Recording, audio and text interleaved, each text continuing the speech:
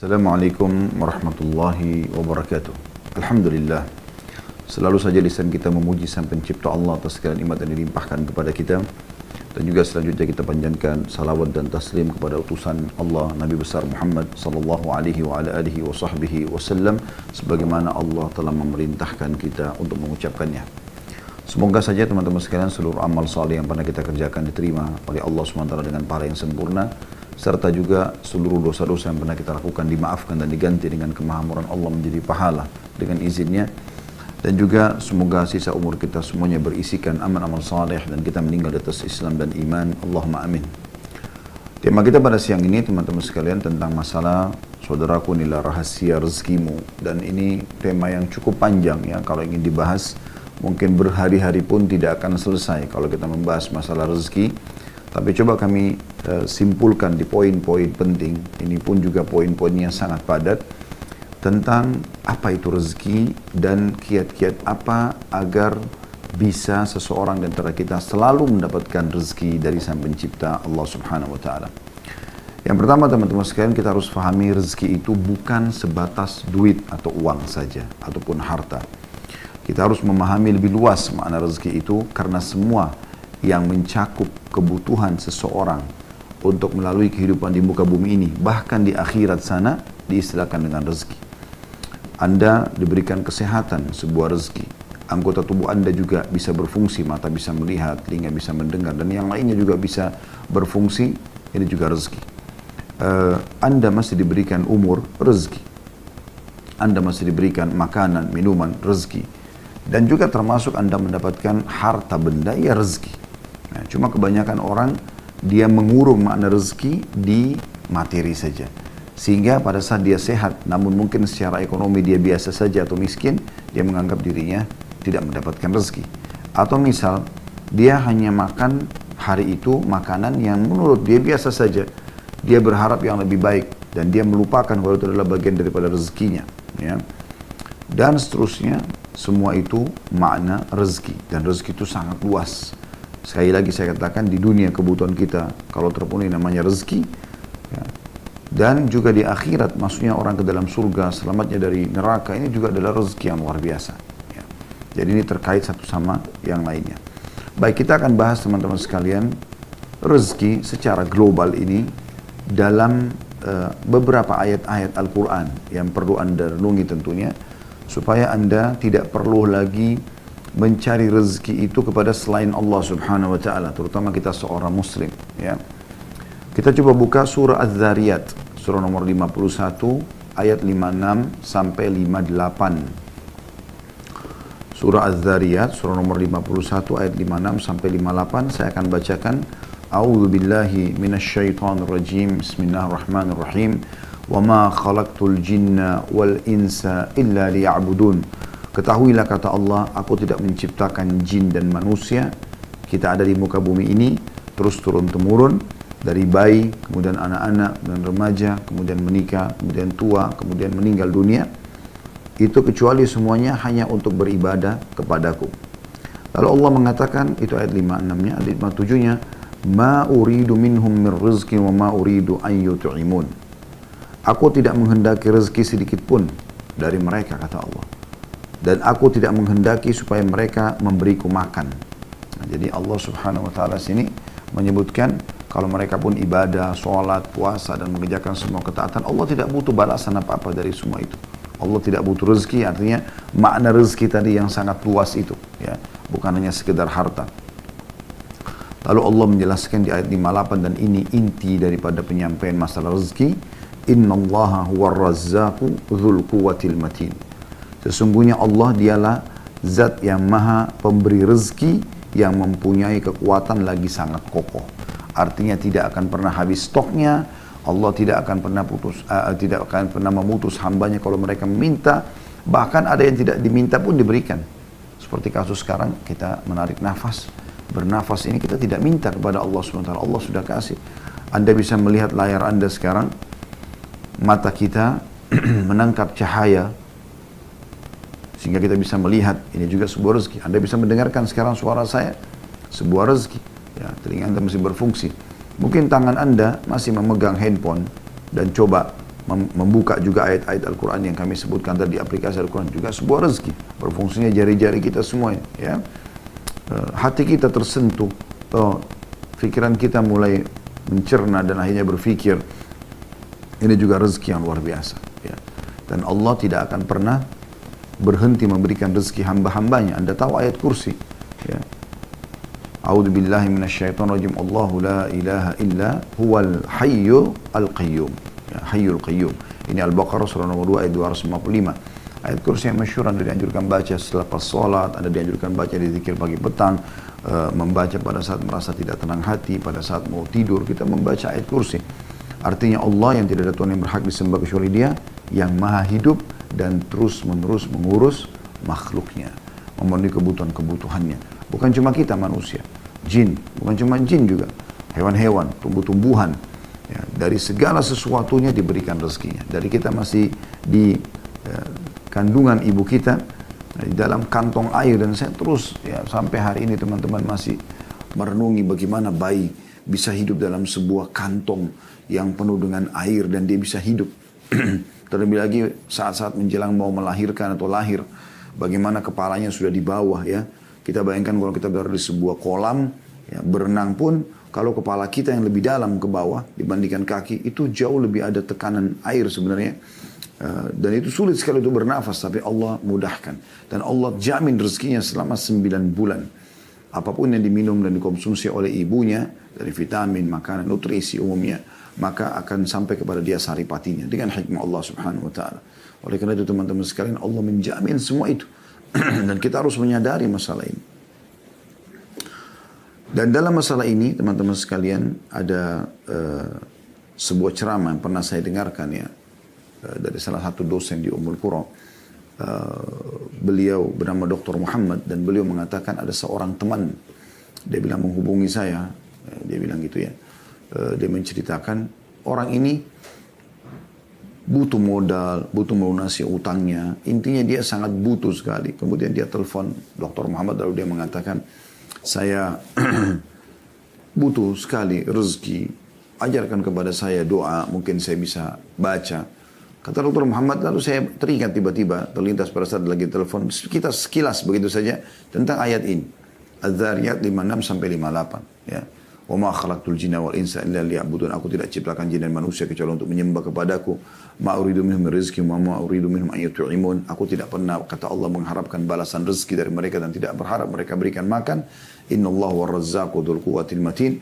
Allah adalah zat yang Razzaq, yang maha pemberi rezeki, tidak pernah habis stoknya, selalu siap setiap saat memberikan siapapun yang memohon kepadanya, bahkan yang tidak memohon pun diberikan ya. Dan mempunyai kekuatan dan sangat kokoh, artinya tidak akan pernah ada yang bisa menolak apapun yang Allah berikan kepada hambanya, tidak ada yang bisa menahan itu. Lalu orang itu, kata Syekh Muhammad, saya ajarkan kepada dia, coba baca dalam doamu, Ya Razzaq dzul quwwatil matin, wahai zat yang pemberi rezeki yang sangat mempunyai kekuatan dan sangat kokoh, berikanlah aku rezeki, urzukni. Kata orang itu, baiklah, kemudian dia amalkan. Kalau tidak salah ya, saya sudah cukup lama dengan ceramah itu, kalau tidak salah dia mengatakan, sebulan setelah itu atau beberapa waktu setelah itu, saya ditelepon kembali orang tersebut, dia mengatakan, Jazakallahu khairan, razaqani ar-razzaq dzul quwwatil matin bimilyar riyal. Artinya, semoga Allah membalas Anda dengan kebaikan. Orang itu bilang kepada Dr. Muhammad ya, sesungguhnya aku telah diberi rezeki oleh Razzaq, sifatnya Allah tadi ya dalam Al-Quran. Zat yang maha pemberi rezeki, dzul quwwatil matin, yang sangat punya kekuatan dan sangat kokoh. Saya dikaruniai dengan 1 juta riyal. Ya. Ini salah satu yang berhubungan dengan ayat ini saja. Tentu ayat ini tidak, walaupun tidak dihubungkan dengan kisah Dr. Muhammad tadi, siapapun ya bisa mengamalkan dengan diikuti dengan keyakinan.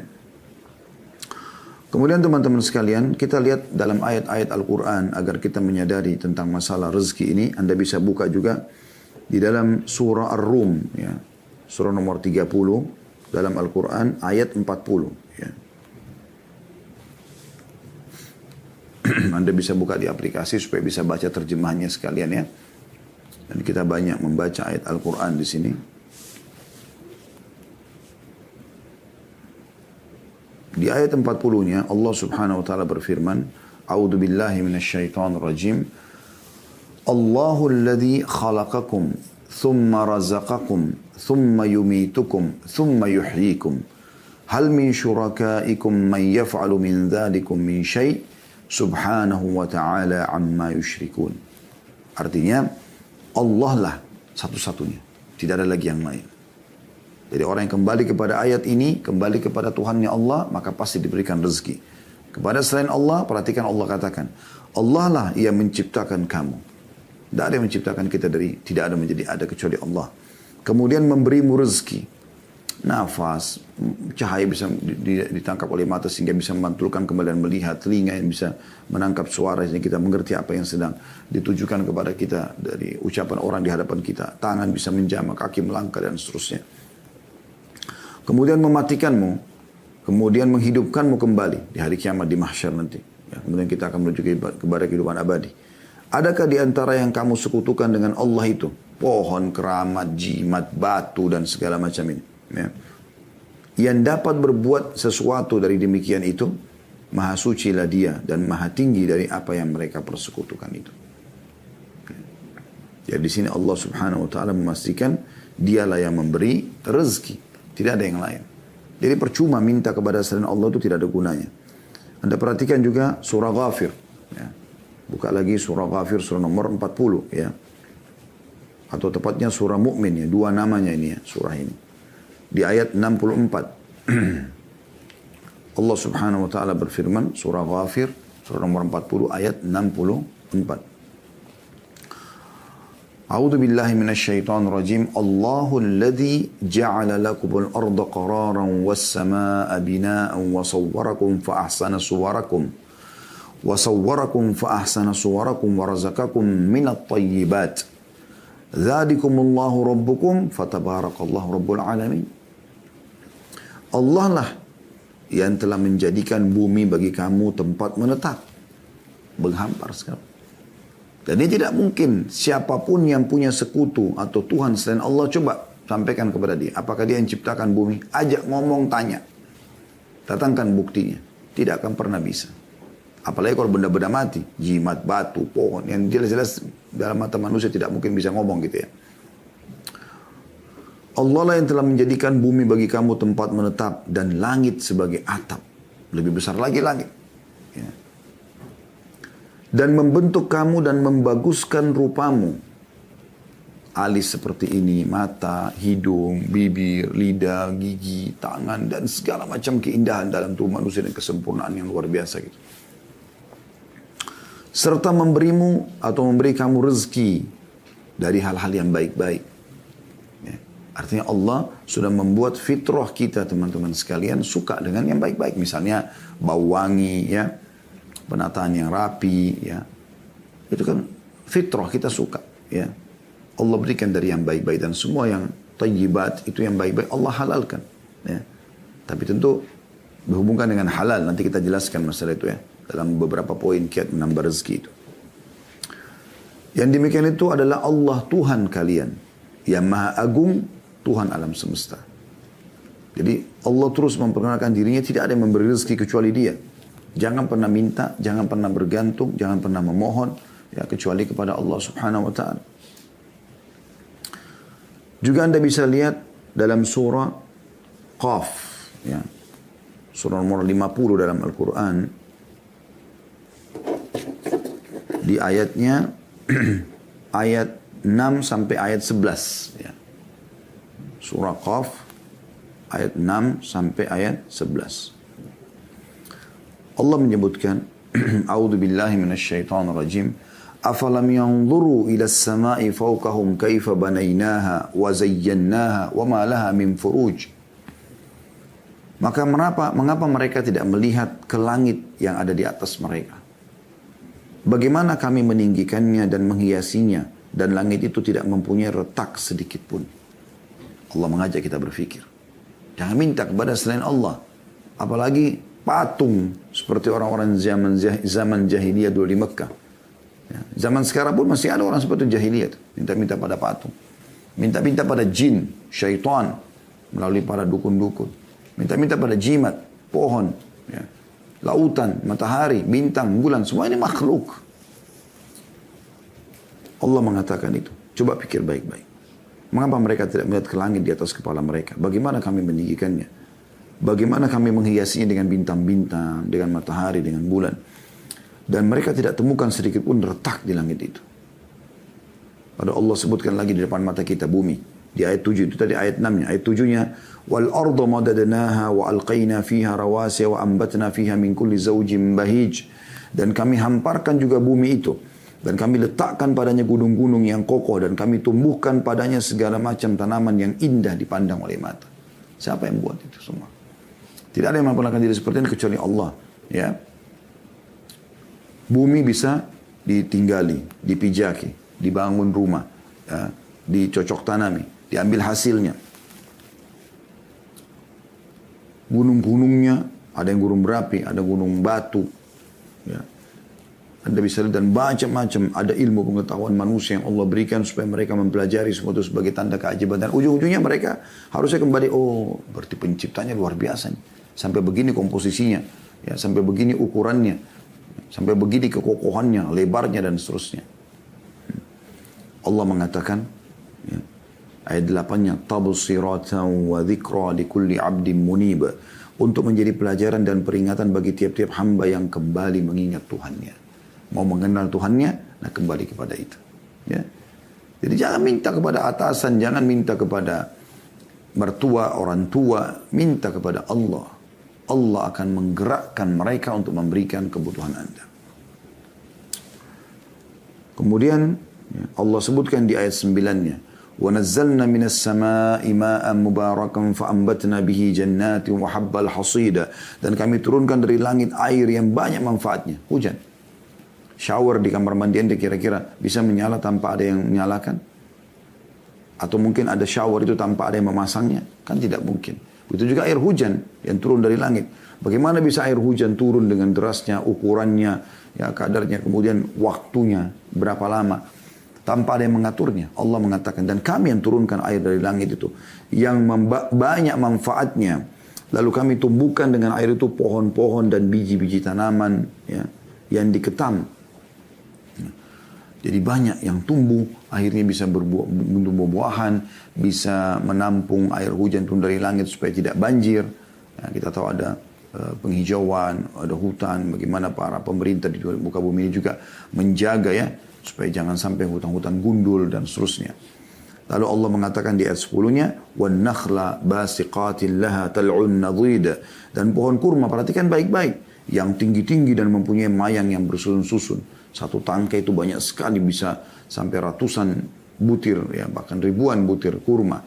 Ya, itu Allah jadikan sebagai tanda-tanda kebesarannya. Dan di sini Allah berikan gambaran kurma karena kurma buah dari sekian ratus jenisnya, ada beberapa jenis kurma kering yang bisa bertahan sampai tahunan, ya, tidak rusak. Nah, ya, tidak ada buah mungkin seperti ini. Ini manfaatnya sangat besar buat kesehatan. Lalu tentu kita tidak jabarkan ini karena ada bahasan sendiri masalah manfaat kurma. Anda bisa lihat di bahasan kami tentang tibbun nabawi atau penguatan nabawi, insya Allah sudah ada di YouTube ya. Tapi inti bahasan ayat 11-nya, Allah mengatakan semua itu rizqan lil ibad wa ahyayna bihi baldatan maytan kadzalika al khuruj. Semua itu rezeki bagi hamba-hamba kami untuk kami berikan supaya untuk kebutuhan mereka. Dan kami hidupkan dengan air itu tanah yang mati atau kering, seperti itulah terjadi kebangkitan. Di sini kita bisa lihat bagaimana Allah Subhanahu wa taala menitik beratkan masalah itu. Nah, rezeki ini teman-teman sekalian, yang perlu digarisbawahi, rezeki ini bukan ada rezeki yang datang kepada kita tanpa kita punya upaya.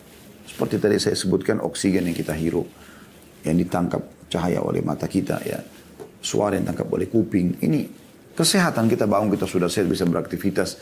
Ini tanpa kita minta pun Allah sudah kasih. Termasuk nyawa, ya, kehidupan kita di muka bumi ini sampai batas ajal yang sudah Allah tentukan. Ya. Jadi ada beberapa rezeki memang yang sampai kepada kita. Kita minta atau tidak minta ada dikasih oleh Allah Subhanahu wa taala. Ada rezeki teman-teman yang tidak sampai kecuali kita memang harus berusaha. Ya. Inilah pernyataan Imam Ahmad rahimahullah pada saat beliau menjelaskan tentang sebagian orang yang duduk manis, kemudian dia mengatakan saya duduk saja nanti rezeki saya akan datang. Yang dimaksud sini adalah masalah harta, ya. Pendapatan harta, pekerjaan, mungkin kalau kita sekarang pendidikan, jodoh, ya pernikahan. Dengan dia duduk, dia nggak mau, sudah nanti rezeki saya akan datang sendiri. Ini yang beliau mengatakan, ini adalah kebodohan yang nyata. Dan Umar bin Khattab pernah memukul dan menghardik orang-orang, mengusir dari masjid pada saat ditanya, kalian ngapain di sini? Mereka bilang, kami sedang bertawakal kepada Allah. Ya, kami menunggu rezeki kami. Maka kata Umar, kalian mengatakan menunggu rezeki sementara kalian tahu bahwasanya Allah tidak mencatatkan langit menurunkan atau menghujankan emas dan perak, keluarlah dan cari rezeki di luar sana. Sufyan ats-Tsauri rahimahullah, seorang ulama tabi'in, juga pernah berkata seperti itu kepada orang-orang yang duduk di masjid. Lalu ditanya oleh Sufyan rahimahullah, habis sholat Jumat kalian ngapain di sini? Masjid haram duduk. Mereka mengatakan, kami al-mutawakkilun 'ala Allah, kami bertawakal kepada Allah. Dah kami duduk aja begini, nanti ada rezeki datang ya sudah datang, kalau enggak ya enggak gitu. Maka kata Sufyan tadi bukan begitu memahaminya. Kan harus keluar cari. Allah suruh kita mencari. Ya. Dalam surah Jum'ah kan Allah sebutkan begitu. فَإِذَا قُضِيَتِ الصَّلَاةُ فَانْتَشِرُوا فِي الْأَرْضِ وَابْتَغُوا مِنْ فَضْلِ اللَّهِ. Kalau selesai sholat Jumat, maka menyebarlah kalian di muka bumi, lalu cari rezeki itu. Suruh cari. Ya. Jadi kita kalau ada rezeki-rezeki seperti kita mau punya pendidikan, ijazah supaya kita punya kedudukan di masyarakat, kita bisa mengajar, kita bisa menggunakan ijazah itu untuk bekerja, kita harus sekolah kan. Kita harus sekolah, mendaftar dulu, ada upaya. Kemudian kita ikut kuliah atau kita ikut sekolah, kemudian kita lulus dengan nilai yang bagus dan seterusnya yang berhubungan dengan masalah itu. Begitu juga Anda mau bekerja, tidak bisa Anda duduk di rumah lalu nanti pekerjaan datang sendiri. Tidak, Anda harus keluar. Begitu juga dengan jodoh, Anda menikah dulu saya, nanti jodoh saya datang sendiri. Nggak bisa, Anda harus ikhtiar. Ya. Mencari, menanyakan, lalu kemudian Anda selebihnya Anda serahkan kepada Allah Subhanahu wa taala, ya. Jadi rezeki itu kalau saya gambarkan ibarat ini, coba mudah memahami saja ya. Ibarat pohon, ada buahnya yang berjatuhan, ada buahnya yang bergelantungan. Kalau buah yang berjatuhan ini Anda tinggal pungut, selesai Anda dapatkan sekian tadi oksigen, Anda tinggal hirup. Ya, mata tinggal cahaya tinggal ditangkap oleh mata, telinga tinggal ditangkap oleh kuping dan seterusnya lah. Ya. Ya, mungkin panjang sekali kalau kita rincikan. Intinya itu contoh-contohnya. Dan ada rezeki, ada buah yang Anda naik pakai tangga untuk mengambil buah itu. Ya. Jadi sudah kita kasih contoh-contohnya. Anda mau punya ijazah sekolah, Anda mau punya jabatan, Anda mau menikah, ya. Anda mau mengembangkan, mau lebih banyak lagi pendapatannya. Memang ini harus dengan upaya, ya. Seperti kita misalnya sudah S1, ngajar di kampus, ya. Gajinya misalnya 5 juta. Lalu saya berpikir, saya ingin gaji lebih besar. Ya. Bagaimana caranya? Oh, kalau orang S2 di kampus, kalau kita bicara lingkup, jadi dosen misalnya. Orang kalau S2 gajinya lebih besar. Tadi kalau S1, ini contoh saja, misal 5 juta. Kalau orang S2 gajinya 7 juta. Kalau orang S3 gajinya 9 juta atau 10 juta. Kalau orang profesor bisa lebih banyak, gitu kan. Maka kita kemudian berupaya untuk lanjutkan pasca sarjana. Sekolah S2, sekolah S3, gitu kan. Nah ini memang upaya. Jadi kita memperbanyak pendapatan kita dengan upaya gitu. Allah SWT memberikan sesuai dengan upaya hambanya gitu kan. Kemudian juga orang yang bekerja, misalnya orang buka restoran, orang buka satu unit usaha apa. Kemudian dia ingin kembangkan. Maka dia berusaha, dia pelajari, kemudian sampai dia bisa membuka cabang yang lain dan seterusnya. Sampai ada orang, Masya Allah, Tabarakallah, Allah mudahkan sampai seluruh dunia dia punya ya cabang-cabang usahanya. Allah berikan taufik. Kenapa? Karena dia berusaha. Padahal sebenarnya dia manusia seperti kita. Punya 2 mata, punya 2 telinga. Dia punya waktu 24 jam. Dia tidak lebih daripada itu. Sama dengan kita. Tapi kenapa mereka bisa? Karena mereka berusaha. Ya, mereka berusaha. Dan ini yang dimaksud dengan makna ayat tadi. Ya. Kemudian juga teman-teman sekalian, kita akan masuk kepada poin yang mungkin kalau saya bisa bahasakan inti daripada bahasan kita, yaitu tentang masalah kiat-kiat mempertahankan dan memperbanyak rezeki. Insya Allah saya akan sebutkan tidak kurang dari 19 poin, tapi kita coba ringkaskan, ya, karena ini setiap poin pun cukup panjang bahasannya. Tapi saya akan coba memberikan, mudah-mudahan teman-teman sudah bisa menyiapkan pena dan kertas untuk menulis, kalaupun menulis ya, insya Allah itu akan banyak manfaatnya.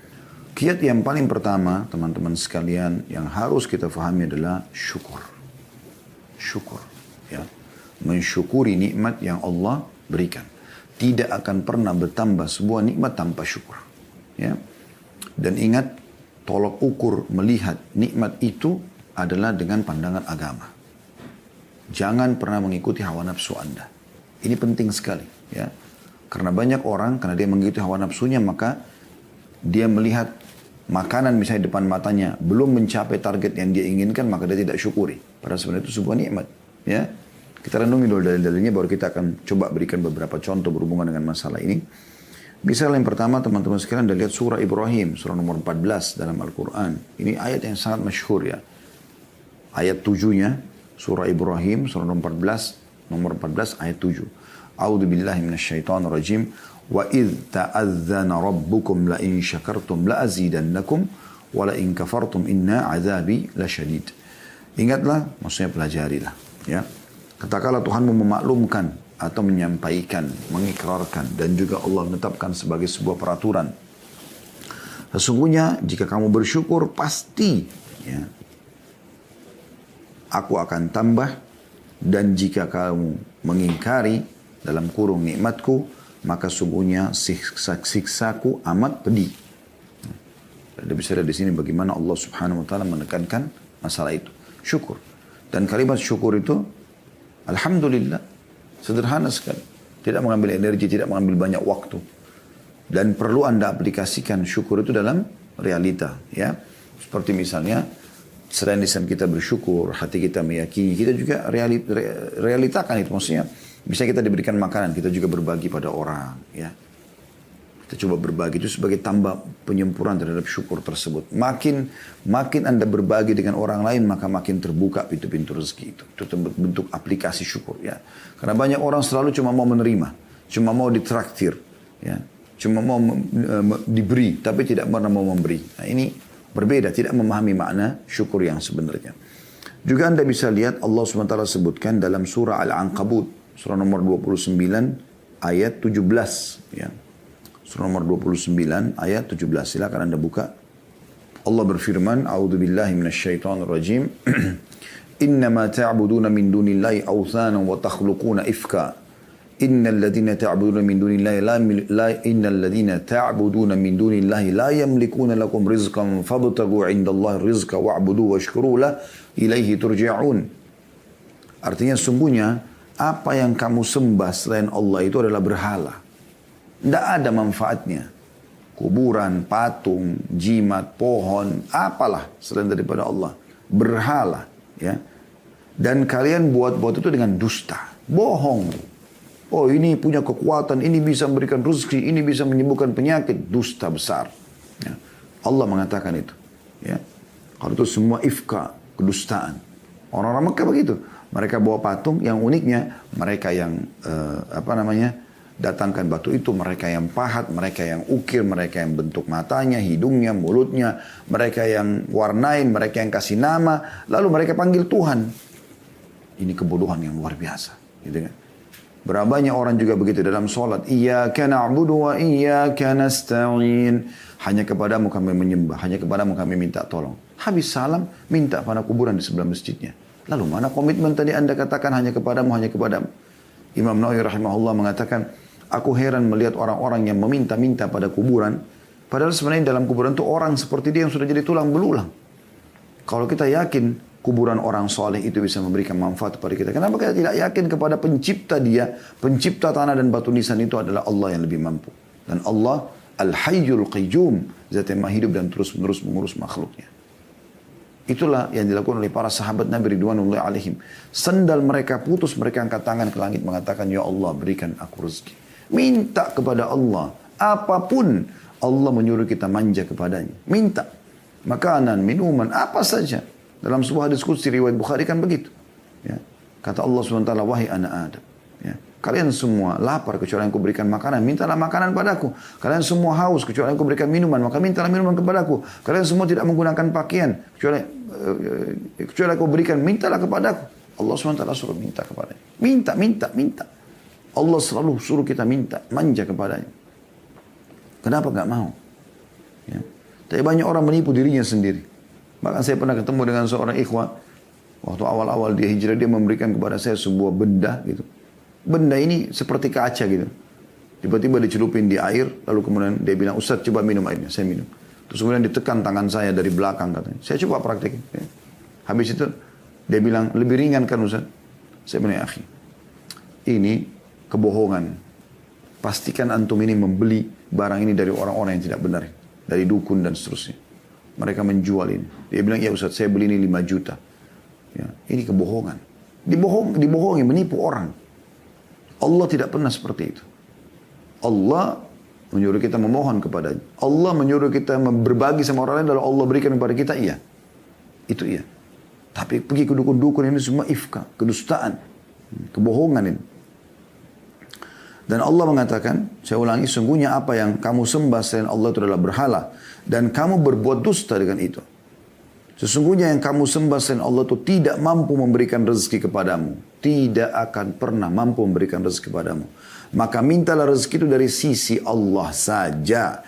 Dan sembahlah dia, tunduk dan patuh kepadanya. Dan bersyukurlah kepadanya. Ya, ini saksi bahasan kita. Ya, hanya kepadanya lah kamu akan dikembalikan. Ini penting teman-teman sekalian. Ya. Kemudian juga bagaimana Allah sebutkan dalam surah Saba. Surah nomor 34 dalam Al-Quran. Tentang negeri Saba. Ya. Itu di ayat 15-nya. Di ayat 15. Allah subhanahu wa ta'ala berfirman. Laqad kana li saba'in fi maskanihim ayah. Jannatani an yaminin wa shimal. Kulu min rizki rabbikum washkuru lah. Baldatun tayyibatun wa rabbun ghafur.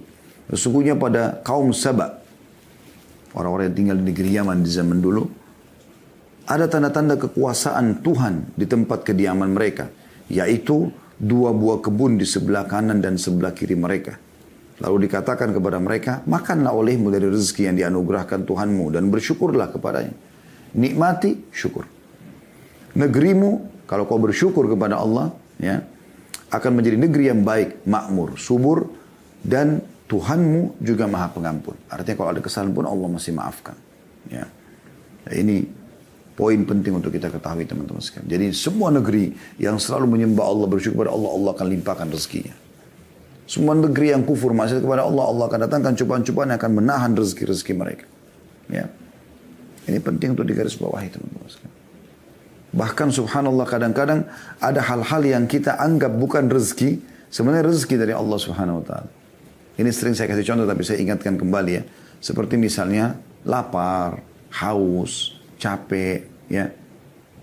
Banyak orang menganggap ini siksaan. Karena kalau ditanya apakah Allah mau lapar, dia bilang tidak mau. Apakah mau haus, dia bilang tidak. Capek enak enggak? Enggak enak. Ya. Padahal sebenarnya lapar itu teman-teman adalah rezeki dari Allah agar kita bisa merasakan nikmatnya makanan. Ya. Coba kalau Anda kenyang, Anda tidak tahu harus mau makan, Anda tidak tahu nikmatnya makanan itu. Anda cuma tahu ya sudah makan saja. Ya. Apa yang mau makan, mau manis, asam, pedas, oke kita pilih. Tapi kalau orang lapar teman-teman, dia tahu bagaimana nikmatnya makanan itu. Ya. Begitu juga dengan orang haus, dia tahu nikmatnya dahaga itu, dia tahu nikmatnya minum. Begitu juga dengan capek. Anda kalau dari pagi sampai malam tidur terus, kemudian malam disuruh tidur lagi, mungkin Anda tidak bisa tidur. Tapi kalau dari pagi sampai malam Anda bekerja, Anda capek sekali. Dan malam Anda istirahat walaupun cuma 2-3 jam, nikmatnya luar biasa. Harusnya mulai sekarang, kalau kita lapar, haus, capek, jangan lagi mengatakan, aduh lapar, aduh haus, aduh capek. Alhamdulillah lapar. Alhamdulillah haus. Alhamdulillah capek. Karena semua itu jembatan untuk merasakan nikmatnya. Atau merasakan besarnya nikmat Allah subhanahu wa ta'ala.